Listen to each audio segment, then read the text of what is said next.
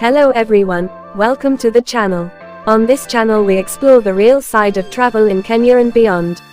Not luxury, not fake experiences, just real adventures, real road trips, real stories, and budget-friendly travel that shows you that you don't need a lot of money to create unforgettable memories.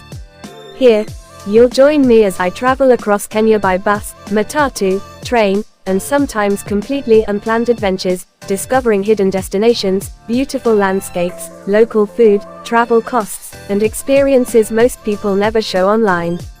From Nairobi to Mombasa, to hidden beaches, small towns, national parks, and crazy road trip moments, you'll experience the journey with me step by step. And honestly, this channel is not just about travel. It's about adventure, freedom, meeting new people, exploring new places, and proving that amazing memories can come from the simplest journeys. So if that sounds like your kind of vibe, make sure you subscribe, join this growing travel family, and turn on notifications so you never miss a new adventure. And before we start today's journey, I want you to comment below and tell me, which place in Kenya have you always dreamed of visiting? Alright, grab your snacks, relax, and let's go on this adventure together. Okay, let me tell you something crazy. A few days ago, I decided to travel from Nairobi all the way to Mombasa, and I challenged myself to do it on a budget so small that honestly, even I didn't think it would work. Now before we continue, have you ever traveled across Kenya by bus before? And if you have, what was your longest road trip? Drop your answer in the comments because I really want to know. Most people hear Nairobi to Mombasa and immediately think expensive flights, hotels, big travel budgets. But I kept asking myself one question. Can you still experience the beauty of Kenya without spending a fortune?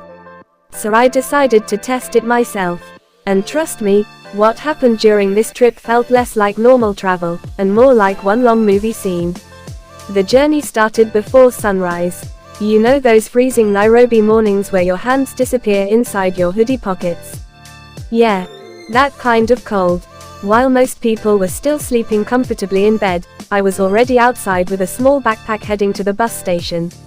And Nairobi at dawn, completely different energy. Matatus hooting non-stop, street vendors shouting over each other, travelers dragging heavy suitcases across the pavement, conductors calling destinations louder than speakers at a concert. Everyone looked like they were chasing something. Some looked excited, some looked tired, some looked like they regretted traveling before the bus had even left. And honestly, if you've ever been to a Nairobi bus station early morning, you already know the chaos I'm talking about. By the way, which Kenyan town or city do you think has the busiest bus station? Tell me in the comments. So finally, I found my bus, stored my bag underneath, walked in, picked the window seat immediately because every real traveler knows, window seats are mandatory. And the moment the engine started, that's when it hit me. I was really about to cross almost the entire country by road, for less money than some people spend on one night out in Nairobi. As we slowly left the city behind, Nairobi began disappearing little by little. The tall buildings faded away, traffic noise became quieter, and suddenly the highway opened up into endless landscapes. Green fields, hills rolling into the distance, tiny roadside towns most people pass without noticing.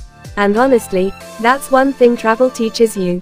Kenya is beautiful in places nobody posts online. A few hours into the journey, the bus transformed into its own little world.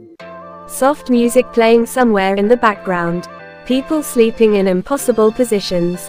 One guy watching TikToks loudly without earphones like the entire bus needed entertainment. I'm not even joking, every bus trip in Kenya always has that one passenger. Tell me in the comments, what's the funniest thing you've ever experienced during a road trip? And every time the bus stopped, snack sellers would appear from nowhere. I'm serious, I still don't understand how they know a bus is arriving before the driver even parks properly. 1 second there's empty road, next second someone is knocking on your window selling crisps, sodas, boiled eggs, samosas, everything. Then somewhere along the road, we stopped for breakfast. Simple food, nothing fancy. Tea, mandazi, chapati, eggs, kebabs and donuts. But tell me why roadside food during travel always tastes like a 5-star meal. Maybe it's the cold morning air. Maybe it's the hunger. Or maybe food just tastes better when you're chasing adventure. And now I want to ask you something. What's your favorite Kenyan road trip snack? Mine honestly has to be samosas and soda. Drop yours in the comments. And the farther we moved from Nairobi, the more Kenya kept changing in front of my eyes. The green highlands slowly disappeared. The air became warmer. The land became drier. Huge trees started appearing everywhere. Then suddenly, palm trees. That's when you know the coast is getting close. The air changes. The vibe changes. Even people inside the bus start waking up with excitement. And here's the craziest part of this entire journey. Even after paying for transport, buying snacks, breakfast, and random small expenses on the road, I had still spent way less money than most people would ever expect for a Nairobi to Mombasa trip. But you know what surprised me the most? It wasn't even the money. It was the experience. Because nobody really tells you this about traveling across Kenya by road. You don't just move between cities. You move between completely different worlds.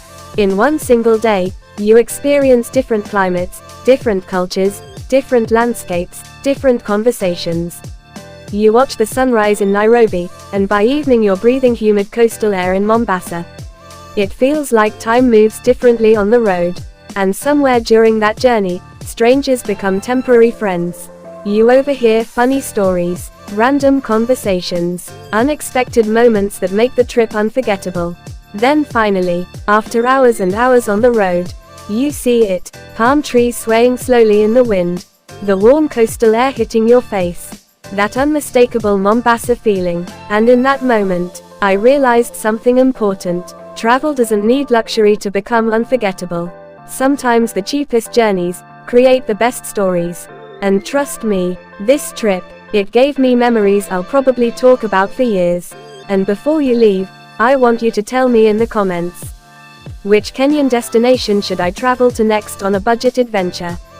Lamu, Diani, Kisumu, Masai Mara, Eldoret, somewhere hidden nobody talks about. I read all your comments.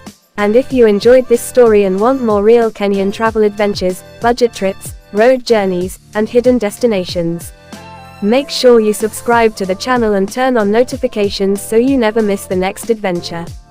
Because trust me, the next journey is going to be even crazier.